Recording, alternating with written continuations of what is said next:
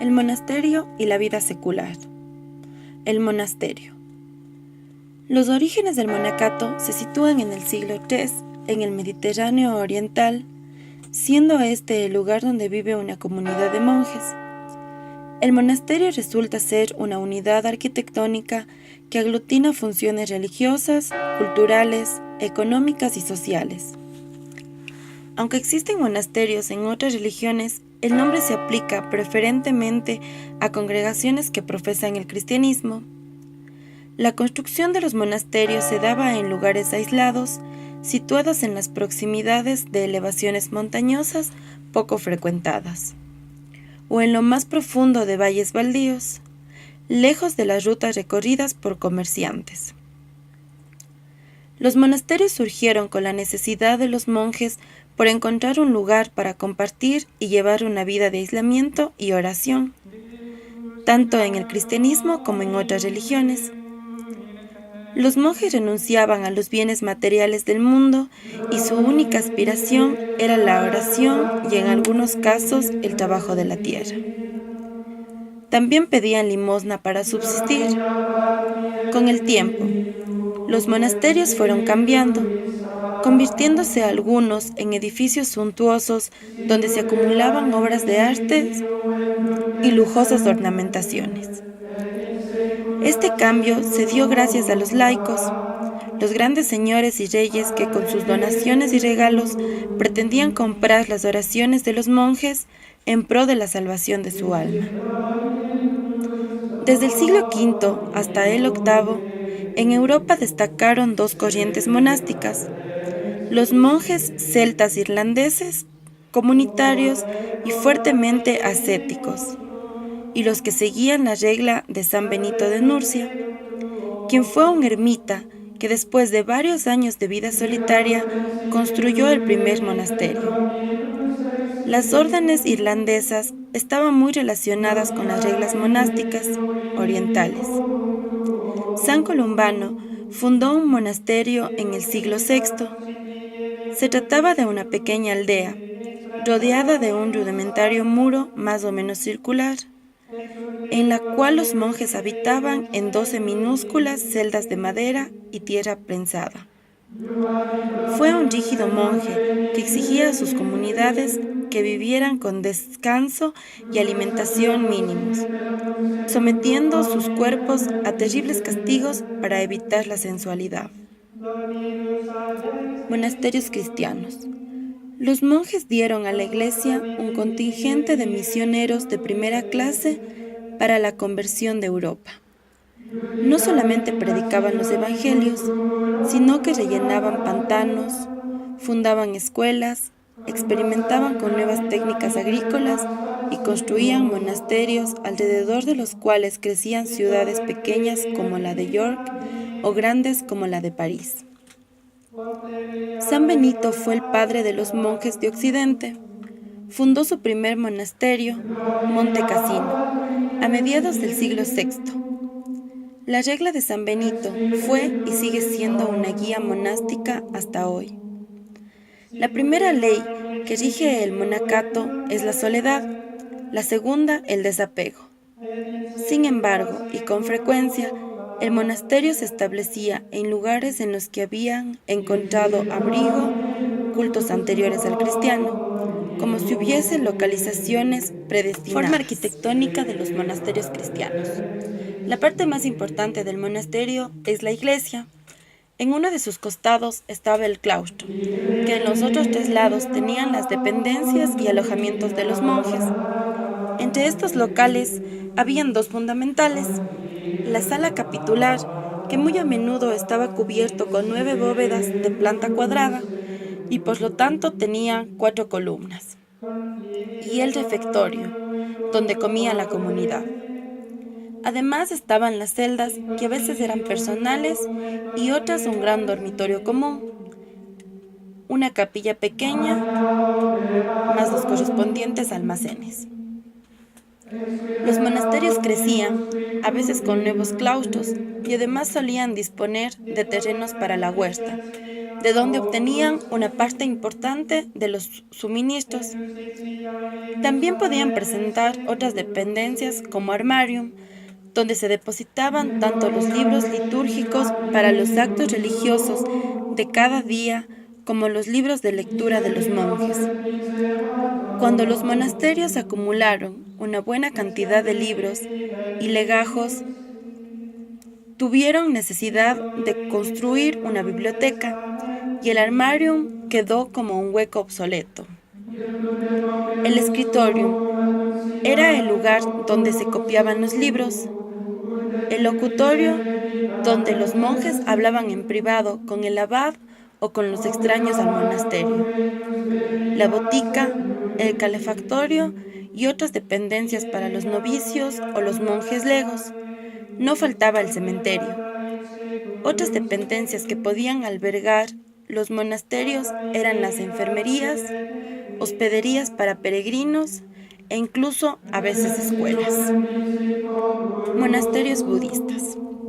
El Buda llamó a la religión que fundó el Dhamma Vinaya, la doctrina y disciplina, creando una orden monástica para proveer una estructura social de apoyo a la práctica de sus enseñanzas y para que las mismas pudieran ser legadas a la posterioridad.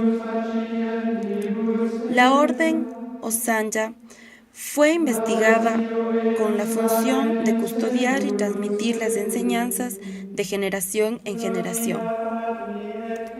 A pesar de existir durante milenios, las órdenes monásticas budistas no se establecieron en Occidente, sino hasta hace poco tiempo. En América, el primer monasterio budista de la orden Theravada se estableció en los Estados Unidos hace aproximadamente 20 años. Actualmente en Norteamérica existen cientos de monasterios de la orden Theravada, representativos de las tradiciones correspondientes a los diversos países del sudeste asiático. Sin embargo, el número de monjes occidentales en los monasterios de América es sumamente pequeño. En Latinoamérica existe solo un monasterio budista Theravada, correspondiente a la tradición birmana, el cual está localizado en el estado de Veracruz, de México. Se estima que el número de monjes Theravada de habla hispana no pasa de 3 o 4. Los monasterios budistas son el marco idóneo para que los laicos, monjes y monjas se desarrollen espiritualmente. En diversas formas, el esfuerzo invertido por un reducido número de individuos dedicados a la práctica espiritual ejerce una influencia benéfica en el entorno social. Actualmente, el efecto del budismo se está manifestando en los diversos estratos sociales y culturales de Occidente. Cabe recalcar aquí que los monasterios budistas en la escuela Theravada no son centros de clausura que harían de oportunidades y alcance limitado a la generalidad del público, sino que por el contrario, son centros comunitarios propiamente. Monasterios de mujeres. Los monasterios de mujeres datan del siglo IV. San Antonio Abad edificó en Egipto uno de estos monasterios y puso a su hermana a dirigirlo como superiora. San Basilio fundó varios monasterios para mujeres jóvenes en Capadocia. A partir de entonces se multiplicaron en Oriente estos cenobios y a principios del siglo V algunos contaban con más de 200 monjas. San Jerónimo da fe de los cenobios de mujeres en Occidente. Monasterio de las Conceptas de Cuenca. El monasterio de las Conceptas de Cuenca se creó a finales del siglo XVI por monjas de la ciudad. Las causas de su creación fueron dos. En primer lugar, la clase social dominante estaba influenciada por un pensamiento religioso. Entonces destinaban una gran parte de su capital a la realización de obras pías a cambio de beneficios espirituales y prestigio social. En segundo lugar, los monasterios se constituyeron en la alternativa para que aquellas mujeres que no se habían casado o no podían concertar un matrimonio provechoso por falta de recursos económicos. Sin embargo, no se niega la existencia real de vocación en las mujeres que ingresaron. La fundación de los monasterios obedeció a la necesidad de resolver un problema social originado en el crecimiento del número de mujeres solteras. Finalmente, la fundación se hizo efectiva el 26 de julio de 1599. De esta forma, Cuenca, al igual que todas las de la colonia. Así, el monasterio concepcionista de clausura, definido como institución religiosa dedicada a la vida contemplativa, empezó su vida en Cuenca, adoptando como medio el culto a la Inmaculada Concepción. Ingreso al monasterio. Para el ingreso, las postulantes debían ser mayores de 12 años y contar con el voto de aprobación de todas las religiosas.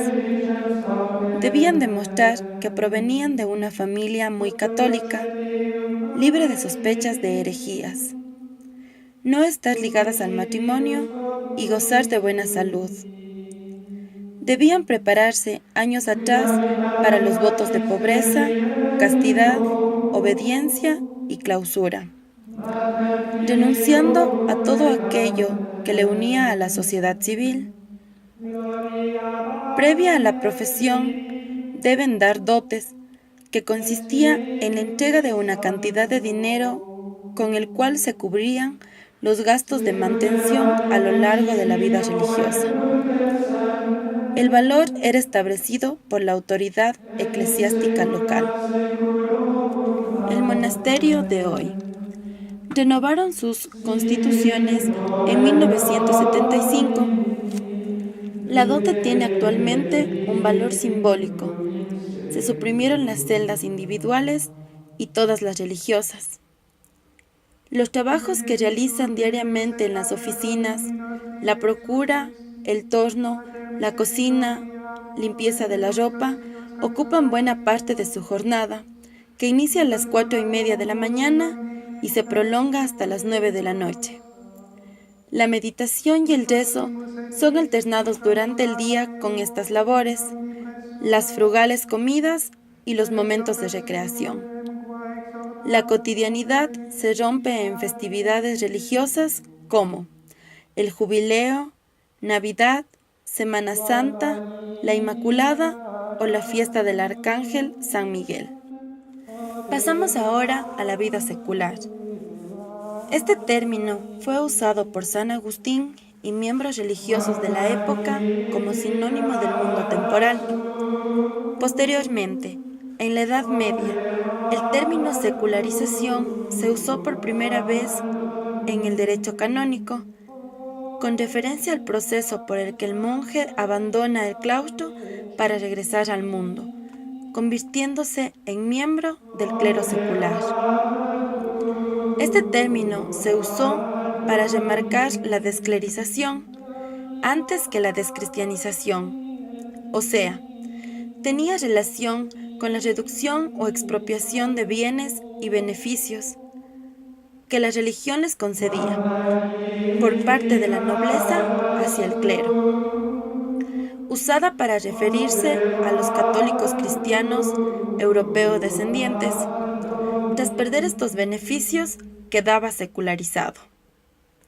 El secularismo se opone a los intereses y asuntos no temporales, eternos y extramundanos. De aquí que lo secular se haya contrapuesto frecuentemente a lo religioso. Se podría decir que el proceso de una civilización tiende a secularizar a la misma.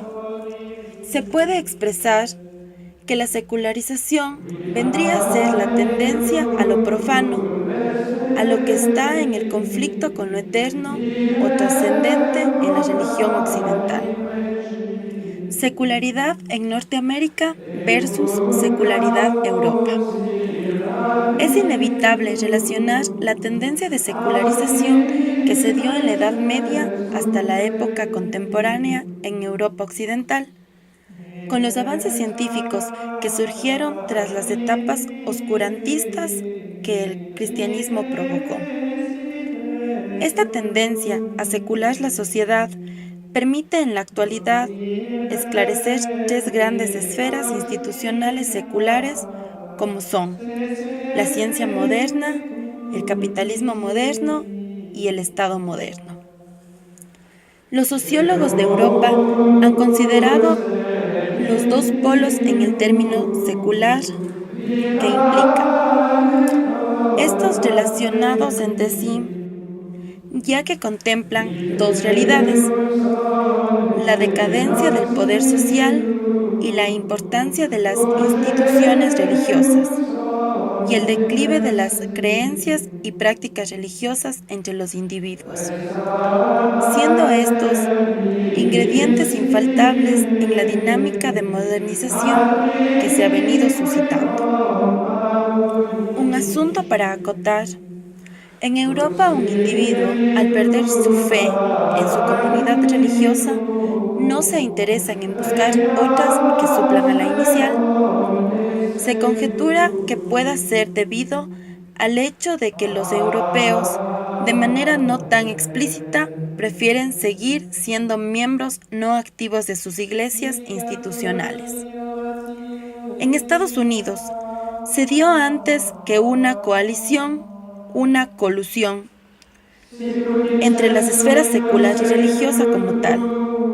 Desde la perspectiva de los sociólogos de Norteamérica, esta secularización que separa la religión del progreso como civilización es inexistente y podría ser debido a que Estados Unidos se fundó como un Estado moderno secular y sobre todo no reconoció a la Iglesia establecida del Estado absolutista cesaro-papista europeo. La categoría de secular no podría aplicarse a religiones como el confucianismo o el taoísmo, en medida en que no poseen tensión entre su sistema de creencias y que su modelo de trascendencia no puede ser llamado religioso simplemente. Además, no poseen una organización eclesiástica. En cierto sentido, pertenecen a aquellas religiones que han sido consideradas siempre profanas y laicas. Así pues, no estarían habilitadas para experimentar un proceso de secularización. Existen sociedades modernas, como Estados Unidos, que son seculares al mismo tiempo que profundamente religiosas, y puede haber sociedades premodernas como China, que desde nuestra perspectiva religiosa, basada en dogmas de origen europeo, parecen profundamente seculares e irreligiosas. El concepto de sociedades modernas múltiples es una conceptualización más adaptada y pragmática de las tendencias modernas que está en boga dentro del estudio de las sociedades modernas y su avance versus a la acción secular o el choque de civilizaciones. Vida secular en tiempos modernos. En tiempos modernos se ha relacionado a este término con los contemporáneos devotos y sacerdotes que poseen mayor libertad para poder realizar actividades como el matrimonio. Es una transición de un inicio desde los círculos religiosos a los dominios seculares, es decir, el resto de círculos no religiosos. Existe cierta posición entre estos dos estados en donde se le otorga ciertos beneficios religiosos como la capacidad de evangelizar y predicar, pero se les ofrece mayor libertad a la hora de tomar decisiones personales, y ya no deben dogmatizarse hasta el punto de la devoción absoluta. Actualmente, todas las religiones alrededor del mundo están transformándose constantemente mediante los procesos de modernización y globalización, tal y como fue en la era de la expansión colonial europea, e inclusive en el resto del mundo, afectando de singular manera a cada región y generando una horda de varias sociedades seculares y espirituales. La secularización es la oposición de lo espiritual y lo temporal entre el cielo y la tierra. Es la tendencia hacia lo profano o lo inmanente en el conflicto con lo eterno o trascendente en el destino histórico de Occidente. Es un estilo de vida que llevan las personas. El monasterio es el lugar en donde residen las personas, lo usan para compartir y llevar una vida de aislamiento y oración, ya sea en el cristianismo o en otras religiones.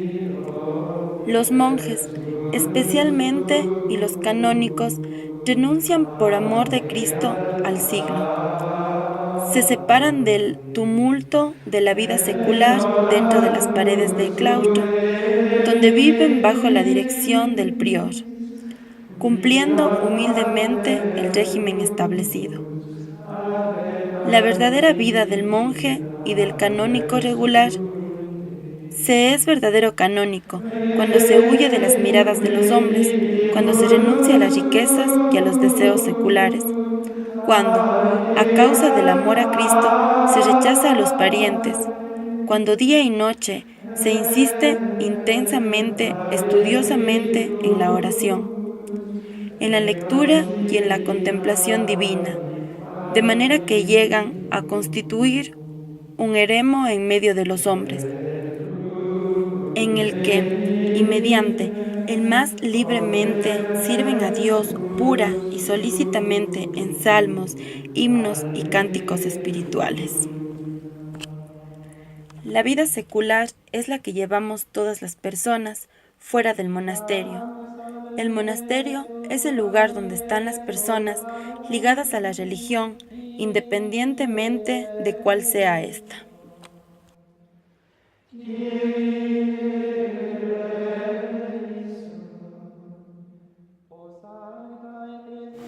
Bueno, venimos a hacer esta entrevista para preguntarle si cree usted que existe la relación entre la vida en el monasterio y la vida secular, o tal vez alguna diferencia que usted nos puede indicar. Bueno, yo considero que la vida monástica es el complemento de la vida secular. Siempre se ha explicado como el cuerpo. Yo creo que ningún órgano en el cuerpo está de sobra.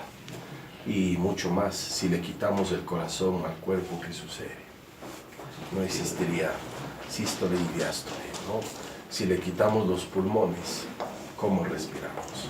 Si le quitamos la vida monástica a la iglesia, a la vida secular, ¿cómo sostenemos nuestra vida? Muchas veces nosotros le hemos tenido que decir a los monasterios que oren por nosotros, que oren por nuestra iglesia. Muchas personas, ustedes se darán cuenta, en los 3 monasterios que tenemos aquí en la ciudad y otro en Chordelej, muchas personas van y visitan el monasterio porque saben que ahí hay un lugar de oxigenación.